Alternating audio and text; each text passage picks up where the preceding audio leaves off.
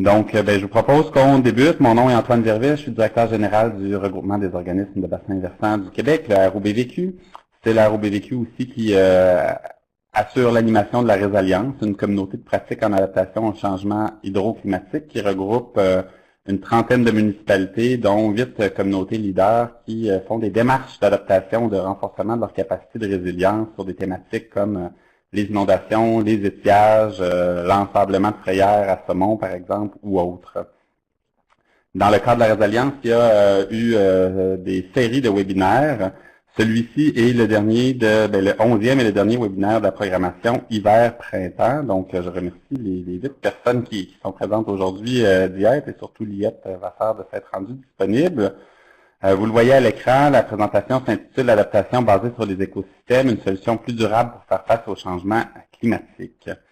Avant de laisser Liette débuter pour sa présentation de 30 à 40 minutes, quelques petites annonces. Vous voyez au bas de l'écran un onglet « Lien web » sur lequel il y a 4 liens vers lesquels vous pouvez cliquer si ça vous intéresse. Le premier concerne le Grand Forum des communautés résilientes. Donc, si vous êtes ici aujourd'hui, c'est que vous vous intéressez très certainement à la résilience des communautés face au changement climatique. Donc, Grand Forum qui se tient les 4 et 5 juin à Québec, où vous êtes tous invités à participer. Ouverture par Serge Bouchard, des conférenciers internationaux, aussi les leaders de la résilience seront présents et beaucoup de présentations issues de nos partenaires des réseaux de recherche, le réseau Québec Maritime et le réseau Méoport. Donc, je vous invite à suivre le lien, à consulter la programmation préliminaire, à vous inscrire.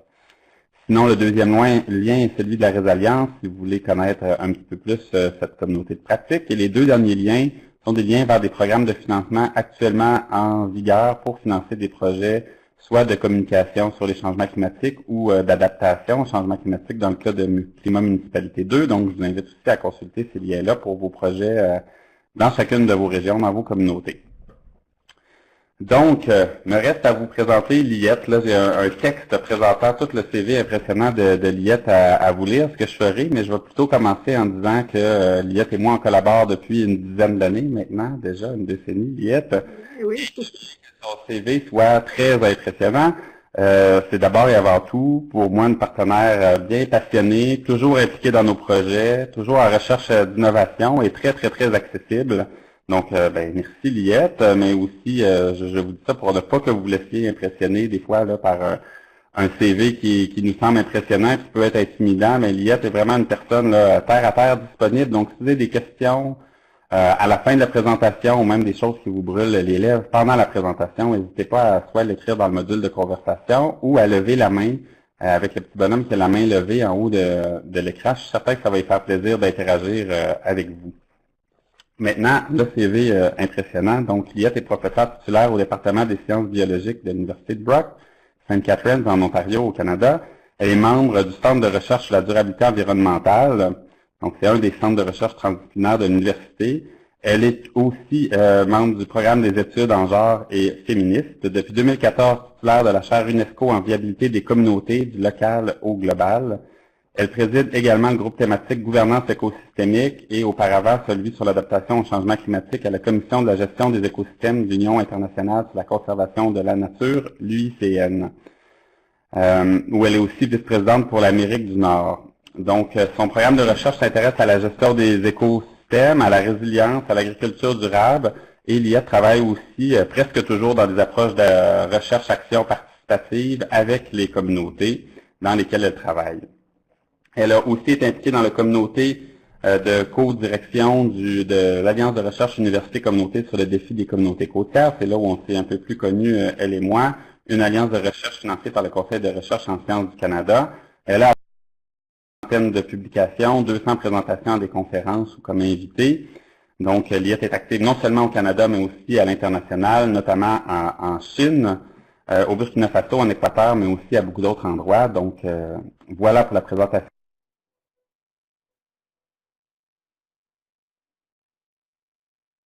OK, parfait. Mais merci beaucoup de m'avoir invité. C'est ça. Donc, ma recherche, une grosse partie de ma recherche est en résilience, en adaptation au changement climatique, ici au Canada et surtout aussi en Équateur en ce moment. Donc, la présentation que j'ai faite aujourd'hui va parler un peu des principes de l'adaptation basée sur les écosystèmes, mais je vais aussi donner beaucoup d'exemples, essayer d'expliquer un peu comment ça peut se faire sur le terrain, quels sont les ingrédients, si on veut, pour être capable d'avoir un succès à ce niveau-là. Donc,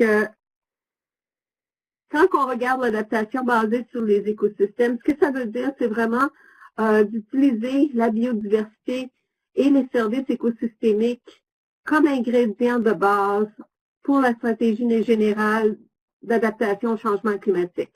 Cette approche-là a été en fait entérinée par la Convention de la diversité biologique en 2009, mais a été aussi entérinée, endorsée par plusieurs autres organismes, dont les Nations Unies, l'UICN et d'autres comme l'UNEP et tout ça. Donc, c'est vraiment une approche qui est non seulement utilisée pour certains cas, mais qui devient de plus en plus générale. C'était surtout pour les pays en voie de développement au départ, mais là, on réalise de plus en plus l'importance d'utiliser la même approche dans les pays industrialisés. Et en fait, souvent, c'est même probablement plus important dans les pays industrialisés parce qu'on a tellement perdu notre nature que ça devient nécessaire de la remettre, si on veut. C'est ce qu'on appelle aussi une solution basée sur la nature. C'est une autre façon de l'expliquer. Je dois dire aussi que dans ce cas-ci, comme avec l'UICN, on parle aussi d'atténuation au changement climatique en même temps. Donc, c'est pas seulement une question d'adaptation, mais de mitigation. Les deux se font ensemble dans plusieurs cas.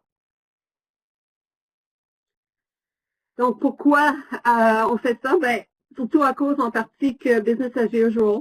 Donc, ce qu'on a l'habitude de faire est de moins en moins possible. On le réalise beaucoup plus maintenant, surtout quand on a des barrages qui, malheureusement, ou des digues qui s'enfoncent. On sait qu'est-ce que ça veut dire. Et aussi à se rappeler, et ça c'est vraiment important, qu'un écosystème qui est en santé est normalement beaucoup plus résilient. S'il est plus résilient, la population humaine qui en profite va être plus en santé et souvent beaucoup plus résiliente. Donc, il y a vraiment une connexion entre les deux à faire qui reste vraiment importante quand on regarde à plus long terme. On peut regarder seulement au court terme, mais on peut regarder surtout au plus long terme. Et normalement, un écosystème qui est en santé va être souvent plus divers, donc plus de diversité, et va être capable de supporter beaucoup plus quand il y a des événements extrêmes. Surtout parce qu'il y a à ce moment-là de la redondance dans l'écosystème, les services sont plus fonctionnels. Donc ça, c'est aussi vraiment important. Juste pour donner un exemple qui est très connu à travers le monde maintenant, c'est la protection des palétuviers, donc les mangroves, contre les tempêtes. Et ça démontre un peu le nombre de morts par village versus la grosseur des barrières de mangroves. Et on peut voir que dans beaucoup de cas, plus qu'on a de zones tampons, plus que c'est important, moins que de dommages. Et pour moi, c'est important parce que j'ai travaillé sur les mangroves, surtout en Chine, au Vietnam et au Cambodge. Et en Chine, je me souviendrai toujours en 1999, exactement, de la tempête d'un typhon qui a frappé Xiamen en Chine. Et où on avait enlevé tous les palétuviers pour faire des restaurants, pour avoir une plage et tout ça. Les dommages ont été les plus gros qu'ils ont jamais eu. Après ça, ils ont commencé à remettre les palétuviers quand ils ont réalisé l'importance de pouvoir avoir ça. Donc, on peut voir l'importance que l'écosystème naturel peut avoir pour réduire les dommages. Donc, quand on parle de ces composantes-là, on parle surtout de services d'écosystème, ou services écosystémiques. Il y en a 3 ou 4 dépendant des catégories que le monde veut mettre. Donc, approvisionnement, donc les provisions, que ce soit la nourriture, l'eau douce, etc. Les régulations, donc régulation du climat, de l'eau, des maladies. C'est tout relié aussi au niveau support, donc les cycles des éléments nutritifs, etc. Et finalement, il y a tout l'aspect culturel qui est encore très important parce qu'il y a quand même une grosse partie de notre vie où on est relié à ça. et ça se relie beaucoup à beaucoup des composantes de notre bien-être, que ce soit la santé, que ce soit les relations sociales, que ce soit la sécurité, que ce soit la qualité de vie. Donc, on peut voir l'importance de ces services-là pour aider à supporter, si on veut, la santé humaine, que ce soit économique, que ce soit environnemental ou que ce soit mental ou physique. Donc, c'est vraiment là où l'importance de pouvoir connecter l'écosystème avec ce qu'on fait. Juste pour mentionner un petit peu les services régulateurs, par exemple, ce sont les processus naturels tels que la filtration d'eau par les marais, les zones tampons des mangroves que j'ai parlé avant. On peut parler aussi des insectes pollinisateurs parce que c'est un sujet qui est très de l'heure en ce moment. Mais ça donne un peu une idée. Aussitôt qu'on enlève, par exemple, les palétuviers ou le long des lacs, on sait très bien que dans plusieurs cas, il va y avoir plus d'inondations, plus de dommages qui vont être causés au niveau des infrastructures. Donc, les deux sont très reliés.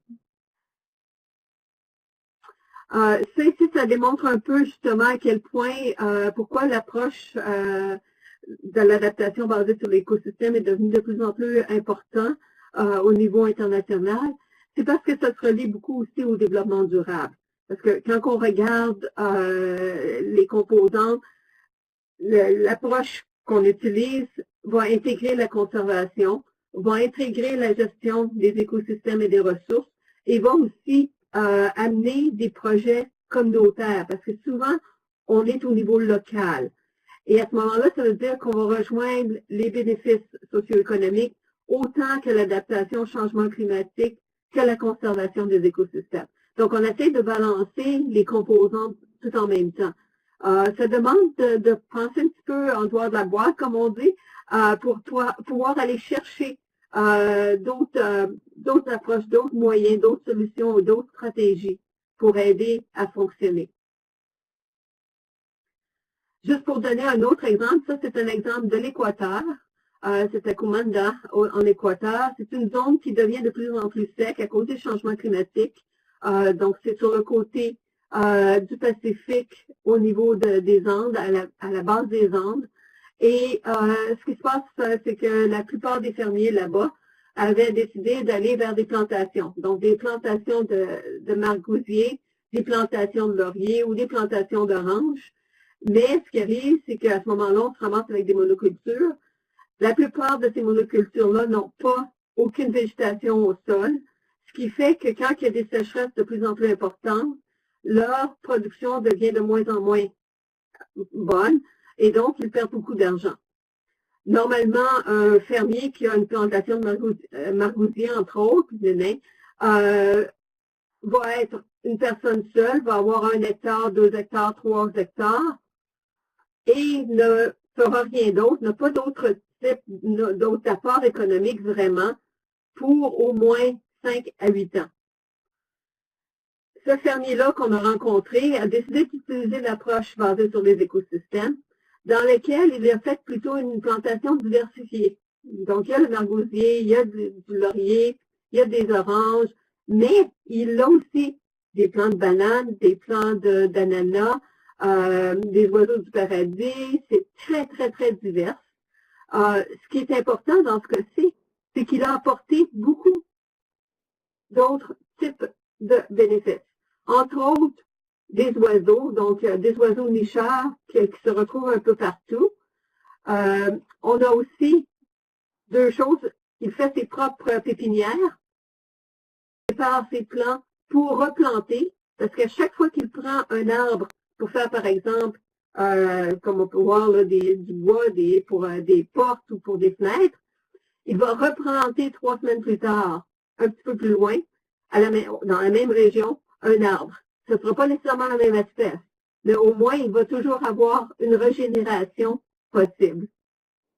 Et finalement, parce qu'il a aussi du cacao, il a du café, il a d'autres choses, il a d'autres revenus, soit des oiseaux du paradis, que ce soit des oranges, que ce soit du cacao, il va avoir toujours des revenus. Et finalement, ce fermier-là, au lieu d'être employé par lui-même et pas avoir de revenus pendant 5 à 8 ans, emploie en ce moment 5 personnes de façon régulière à l'année pour pouvoir toujours continuer soit à faire les fenêtres, donc la menuiserie, soit au plan de niveau des pépinières, parce qu'il vend aussi certains de ces plans-là pour d'autres plantations, soit au niveau de ramasser les bananes, les oranges et tout ça pour le marché. Donc, c'est une façon de pouvoir balancer le système d'une façon beaucoup plus efficace et beaucoup plus diversifiée.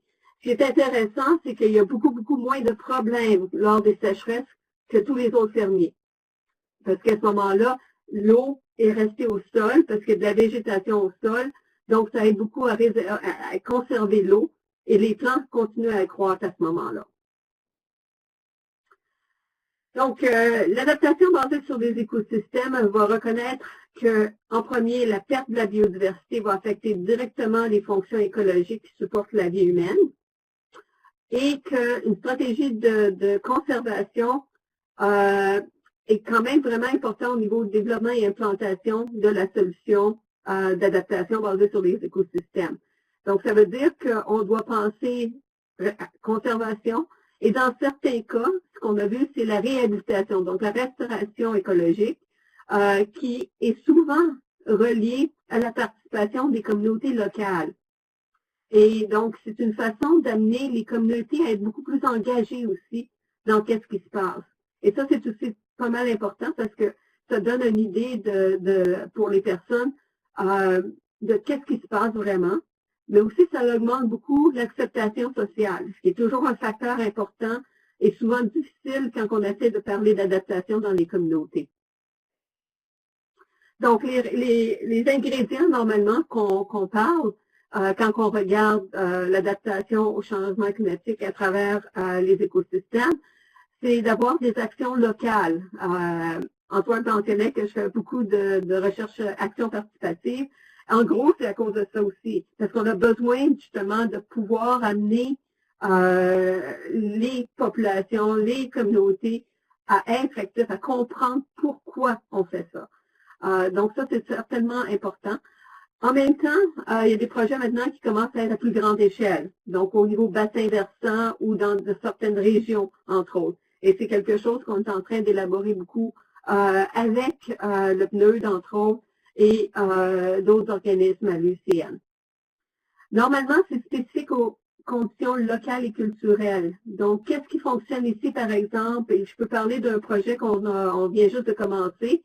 C'est avec Agriculture et Agroalimentaire Canada, où on travaille avec nos vignobles et on est en train justement d'augmenter leur biodiversité à travers des cultures intercalaires entre les rangées et sous les rangées de raisins pour augmenter la biodiversité et pour plusieurs raisons au niveau de l'adaptation au changement climatique.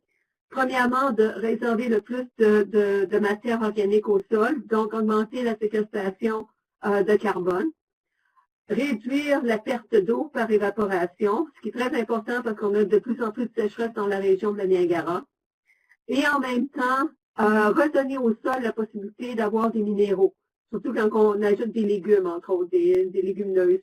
Donc, ce sont des facteurs qui aident beaucoup aux plantes en même temps. On travaille beaucoup avec des fermiers qui s'en vont aussi vers l'agriculture soit organique ou l'agriculture durable. Donc, dans leur cas, ça démontre à quel point ces types de stratégies-là peuvent les aider à réduire premièrement le coût de fertilisants, le coût d'irrigation, mais aussi peut aider à garder plus de production et une production de qualité, parce que dans le cas des vignobles, c'est la qualité des raisins qui est important aussi. Donc, ça, c'est une partie importante pour eux autres. Donc, on peut voir, c'est très spécifique aux conditions locales. Le projet qu'on a est ici dans la région de Niagara, mais est aussi en Colombie-Britannique, et on va comparer justement et développer des outils pour permettre aux fermiers de voir quel type d'espèce va être plus efficace dans quelle région. Et on espère graduellement que ça va pouvoir se répliquer au Québec, en Nouvelle-Écosse autant. Donc, comme on peut voir, le but en premier, c'est vraiment de réduire les vulnérabilités environnementales et sociales. Donc, si on est capable de réduire les vulnérabilités, on augmente la résilience de ces communautés-là ou de ces secteurs-là. Quand on parle d'agriculture, on parle vraiment d'un secteur. C'est basé beaucoup sur la confiance et l'engagement. Donc, on travaille directement sur le terrain. On a un autre projet avec Méopard, parce qu'Antoine mentionnait Méopard, ici dans la ville de Lincoln, et on est en train de faire la même chose avec la communauté dans les différents secteurs de la ville. Et justement, on essaie d'amener beaucoup de l'engagement de la communauté. Parce que c'est eux autres, s'ils comprennent, puis s'ils sont capables de voir comment on peut travailler avec ça, ça les aide beaucoup à plus long terme. Et comme de raison, ça veut dire transparence et imputabilité. Surtout pour les gouvernements locaux, il y a un besoin d'être clair au niveau de l'importance de pouvoir garder cette transparence. Donc, en ce moment, la ville de Lincoln a juste engagé, en fait, vient juste de commencer cette semaine, une nouvelle coordonnatrice pour leur adaptation, leur plan d'adaptation au changement climatique, et on va travailler avec elle. Donc, on va pouvoir lui aider au niveau de voir qu'est-ce que la population pense, comment ça peut se transférer au niveau de la ville en action. Donc, ce sont des composantes qu'on essaie de fonctionner ensemble. Donc, les critères de succès, comme de raison, une gouvernance adaptative qui est basée sur les écosystèmes, c'est-à-dire qu'on comprend mieux le lien entre l'humain et l'écosystème lors des discussions. Et on essaie d'avoir les institutions, les partenaires, donc tous les acteurs locaux qui sont capables de voir leur implication. Pourquoi c'est important pour eux ou elles à faire partie du système. C'est une approche qui est ascendante aussi, donc ça veut dire bottom-up, qui va aider les gouvernements. Donc, on essaie vraiment de relier les deux ensemble parce que ça va demander une implication communautaire. Donc, ça amène la légitimité. Et ça aide beaucoup justement à pouvoir faire en sorte que les projets vont continuer à plus long terme. Donc, participation de tous les acteurs et finalement, le bénéfice des services écosystémiques.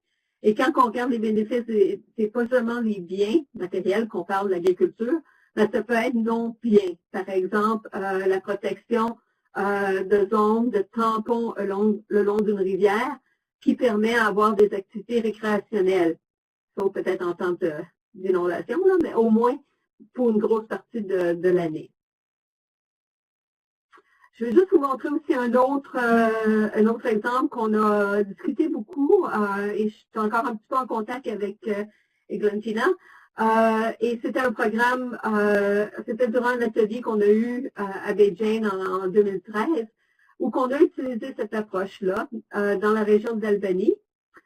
Et c'est un cas qui démontre comment ça peut être complexe, mais aussi les façons d'être flexibles. Donc, comment on peut mettre les différentes composantes ensemble. Donc, dans leur cas, si on prend l'Albanie, c'est une zone qui est quand même côtière et qui, en ce moment, souffre beaucoup le Drini-Mati. C'est des rivières qui vraiment amènent beaucoup plus de pollution, de dangers et de dommages. Mais aussi, ils ont l'enjeu des changements climatiques, donc le niveau de la mer qui augmente en même temps. Donc, il y a plusieurs composantes. C'est une partie du pays qui a été développée très rapidement, surtout quand le pays est devenu plus stable. Donc, ça amène plus d'enjeux. Donc, pour eux autres, pourquoi qu'ils ont décidé d'aller vers cette approche-là? En partie à cause des services écosystémiques qu'ils voulaient garder pour la population locale, mais aussi pour le plus long terme. Au niveau provision, la protection côtière est importante. Comme j'ai dit, la protection du niveau de la mer, c'est quelque chose qu'ils voulaient voir. Sécurité alimentaire, surtout au niveau des pêcheries, c'est quelque chose qui les inquiétait beaucoup. La qualité de l'eau potable. Au niveau culturel, tout l'aspect esthétique, récréation, tourisme et éducation faisait partie de ce qu'il y avait besoin. Finalement, au niveau régulation, c'est surtout au niveau changement climatique. protection contre les inondations parce que ça devenait de plus en plus important. La rétention des sols, parce que si les rivières arrivent plus vite à cause des pluies diluviennes, on perd beaucoup de sol. Et c'est quelque chose que beaucoup d'agriculteurs, je me souviens très bien, surtout dans la région de Montérégie, ont de plus en plus d'inquiétudes. Et donc, il faut certainement penser à changer ce modèle-là. Et finalement, au niveau support, que ce soit la production primaire, donc la végétation, que ce soit la formation des sols et les cycles des nutriments. Donc, toutes ces composantes-là étaient quelque chose qu'ils ont développé comme inquiétude, si on veut, lors des premières discussions sur qu'est-ce qui se passe dans leur communauté. Ça veut dire aussi, ça va demander ce qu'on appelle pas seulement de l'éducation, mais de la formation et ce qu'on appelle learning, donc vraiment social. C'est-à-dire qu'il faut que tout le monde soit prêt à embarquer et que tout le monde est prêt à apprendre, si on veut, à bien comprendre avant de pouvoir vraiment agir. Parce que si on ne comprend pas complètement, c'est sûr qu'on va avoir des problèmes plus tard. Donc ça, c'est un aspect important. Donc l'aspect d'apprentissage social devient très important sur ces projets-là. Des pressions, il y avait beaucoup de pressions, comme je l'ai dit un peu plus tôt, sur l'érosion, surtout le long de la rivière Driny. Ils ont quand même perdu 500 mètres en à peu près 30 ans, donc c'est quand même beaucoup. Et il y avait beaucoup d'infrastructures qui ont été faites qui étaient de maladaptation, qu'on appelle. C'est-à-dire que c'est des infrastructures qui empêchent, si on veut, l'écosystème à pouvoir résister et être résilient contre, par exemple, les tempêtes, le niveau de la mer et autres. Donc ça, c'était un enjeu assez important dans leur cas. Et il fallait qu'ils trouvent des solutions avant de perdre beaucoup plus de terre. Et pour donner un peu une idée, voici les scénarios en ce moment qu'ils ont. Et donc, on peut voir ici la zone bleue et toute la partie qu'ils vont perdre graduellement. Et on parle quand même d'une partie significative de la ville à ce moment-là qu'ils perdraient s'ils ne prennent pas des mesures d'adaptation. Donc ça, c'était quelque chose, quand ils ont vu les scénarios, pour eux autres, c'est devenu très important de faire quelque chose et de travailler ensemble pour trouver les solutions. Donc, beaucoup de réunions communautaires, on en voit une dans le coin en bas, beaucoup de réunions communautaires pour essayer d'amener la population, premièrement au niveau apprentissage social, mais aussi à voir quelles sont les possibilités de solutions. Maintenant, une chose que je veux mentionner, qui est très important, dans leur cas, ils ont délimité les zones qui voulaient surtout agir le plus rapidement possible. Et une chose qui est importante de voir, c'est que si on prend leurs différentes propositions, la première, gestion de l'eau potable dans l'ère de Cunavian, la façon qu'ils ont fait, c'est avec des nouveaux puits plus écologiques. Et dans ce cas-ci, c'est une adaptation basée sur les écosystèmes. Cependant, dans certains cas, si on prend les canaux de l'ère de Kuhn, ils ont dû prendre ce qu'on appelle hard infrastructure, donc plus au niveau génie civil pour pouvoir reconstruire, entre autres, les canaux. Aussi des points terminaux. Donc, on peut voir ici que même si on parle d'adaptation basée sur les écosystèmes, dans certains cas, on doit faire une alliance, si on veut, avec aussi des infrastructures qui sont plus dures, qui sont plus physiques. Donc, ça va dépendre beaucoup. Dans certains cas, on peut même avoir les deux. Si on prend la gestion de l'érosion côtière, il y a eu entre autres la restauration des dunes, mais en même temps, il a fallu quand même qu'ils construisent la lagune, parce que la lagune se perdait. Donc, c'est vraiment une balance entre les deux dans certains cas qu'on doit utiliser. C'est bien important de voir à cette possibilité-là. Donc, juste un petit peu d'exemple, la réhabilitation des dunes côtières avec l'hémophile. On peut voir ici les zones. Et c'est la première raison pour ça, réduire l'avancement du niveau de la mer, réduire aussi les impacts sur la lagune, réduire les impacts sur la communauté qui habite après ça.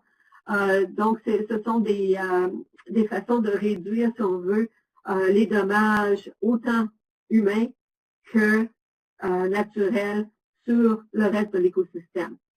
Donc, dans ce cas-ci, 2 zones ont été réhabilitées pour pouvoir aider la communauté à mieux se préparer et à devenir plus résilient à long terme pour les changements climatiques.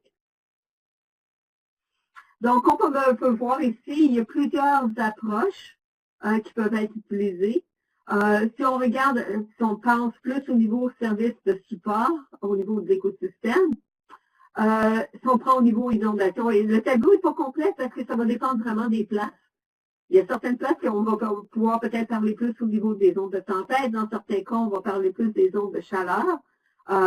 Donc, ça va vraiment dépendre des endroits. C'est pour ça qu'on parle tout le temps de conditions locales. Si on regarde au niveau inondation, au niveau urbain ou riverain, par exemple, on peut parler de la stabilisation des sols et la décharge des eaux à travers la replantation. Donc, réhabiliter le long des berges, par exemple, des choses comme ça. Au niveau nourriture fibre, on peut penser gestion plus durable du territoire avec, par exemple, des paysages plus diversifiés. C'est une façon de pouvoir fonctionner. Au niveau provision, comme de raison, surtout au niveau de la nourriture, on peut parler de l'agroforesterie, des polycultures, les cultures intercalaires comme on est en train de faire. Donc, il y a plusieurs de ces composantes-là. Même au niveau provision, au niveau des zones de chaleur, planter plus d'arbres, par exemple, peut devenir important. Puis on peut voir ici que une même approche peut servir plus qu'un service écosystémique. Dans le cas ici de la région de Niagara, il y a de l'intérêt maintenant à planter pas seulement des arbres comme les érables et tout ça, mais à planter certains arbres fruitiers le long des routes pour que ça devienne accessible aux personnes qui sont moins favorisées et qui voudraient quand même avoir accès à des fruits. Donc ça, c'est une façon de fonctionner. La ville de Moncton, entre autres, était intéressante parce que au lieu de mettre juste des fleurs dans leur bac à fleurs dans le centre-ville, ils ont des légumes. Et n'importe qui peut aller les prendre gratuitement. Donc, c'est une façon d'augmenter la résilience de la communauté, sans nécessairement, premièrement, être coûteux, mais aussi pouvoir donner plus de diversité à tout le monde. Et finalement, au niveau de la régulation, on peut parler de la reforestation, plantation le long des cours d'eau, encore une fois, surtout quand il y a des ondes de tempête. Ça peut être aussi régulation des décharges d'eau de pluie. C'est une façon, surtout en milieu urbain, où on a encore beaucoup de systèmes qui ne sont pas nécessairement favorables quand il y a des pluies diluviennes. Donc, c'est une façon de fonctionner. Il y a des très bons exemples. Je me souviens d'avoir vu ceux de Montréal, où on a rajouté des ruisseaux ou des marais qui vont pouvoir prendre plus d'eau quand il y a des pluies diluviennes, par exemple. Couverts verts, entre autres, pour réduire les îlots de chaleur. Et ça peut être fait au niveau soit de la plantation des arbres, ou soit sur les toits verts, ou soit dans les parcs ou dans d'autres endroits qui ne sont pas nécessairement utilisés pour de l'infrastructure autre, si on veut. Et dans ce cas-ci, c'est intéressant, encore une fois, ce qu'on peut voir dans plusieurs de ces cas-là, c'est qu'on ne parle pas seulement d'adaptation, mais on parle aussi d'atténuation. Et ça, c'est l'autre partie qui devient importante et qui devient plus intéressante pour plusieurs personnes.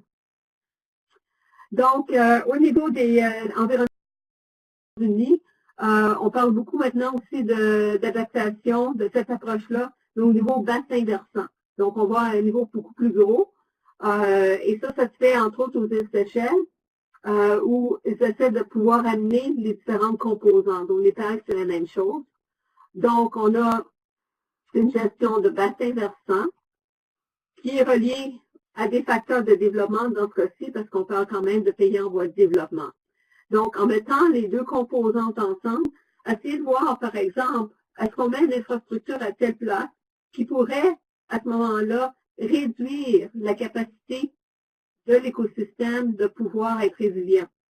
Donc, la location, par exemple, la localisation d'une infrastructure, que ce soit une usine ou que ce soit un vignoble, par exemple, pourrait avoir des impacts sur le reste de l'écosystème. On le voit beaucoup, nous, dans plusieurs régions, en fait. Si je prends Simcoe, où on a agrandi les terres agricoles de plus en plus, au point où on est réellement à 10 cm des ruisseaux, et ça fait en sorte que, par la fin, il y a de moins en moins de capacité de répondre quand il y a des pluies diluviennes, ça amène plus d'érosion, etc. Donc, c'est une question de planification à plus long terme. J'ai juste rajouté des références ici. Il y en a plusieurs autres maintenant. On commence à avoir une plus grande base de littérature pour expliquer comment ça peut se faire. Là, on essaye en ce moment avec le projet dont on parle ici. On a un site web sur lequel on essaie de traduire le jargon scientifique, si on veut, en des informations plus accessibles à la population. C'est une chose qui, lors de nos entrevues ici, était très claire. Les personnes voulaient avoir plus d'informations, mais des informations que tout le monde peut comprendre. Parce que ça, c'est souvent le plus gros problème, le plus gros défi. Quand on parle, si on n'est pas dans le domaine, soit de la gestion des écosystèmes, des bassins versants ou de l'adaptation au changement climatique, on utilise un jargon qui est malheureusement un petit peu trop difficile à faire comprendre pour les personnes qui ne sont pas dans le domaine. Donc, c'est en gros ce que je voulais mentionner. Je pense que c'est la fin de la présentation. Merci. Merci beaucoup, Liette.